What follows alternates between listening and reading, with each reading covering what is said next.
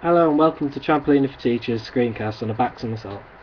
First we'll start with the approach to the takeoff. So what you want to make sure your performer's doing is coming down in a nice vertical direction with a straight body.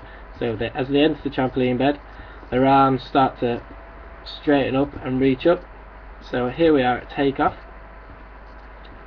just about here. And at this point we want the performer to be nice and straight with straight strong arms, and you want to emphasise reaching up and over backwards. Okay, the hips are the most important part in this back somersault. You want your hips and your performer to push forwards and upwards around the back of the head.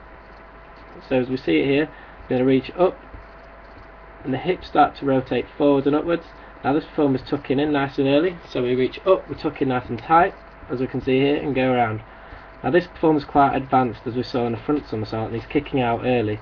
With your less skilled performers, what you want to make sure they do is hold the tuck shape for longer, so they're holding it all the way around here, and when they're about this position here, you want to try and get the performer to straighten their legs out and land on the feet. One way to help you with this is if you can get the performer to look at the end mat at takeoff and at landing, they can spot where they are in the air and then straighten their legs out. Now as the performer comes into the trampoline, what you want to make sure they're doing is keeping their arms down by the side nice and tight, and then on the bounce out, reaching up nice and straight. This performer doesn't stretch up into his next skill, but if there was another tuck jump after this, you'd reach up with your arms, tuck in, and then come back down with your arms down.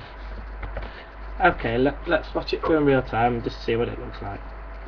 So they come down the trampoline, reach up, tuck in, kick out, and nice straight bounce out. Okay, now some of the problems with the back somersault is sometimes travel, where they'll take off round about where this performer is here, and they'll land somewhere behind them. Now there's a couple of reasons for this. Sometimes the arms drop back slightly, so they're more at this angle here when taking off, or the performer can be leaning back.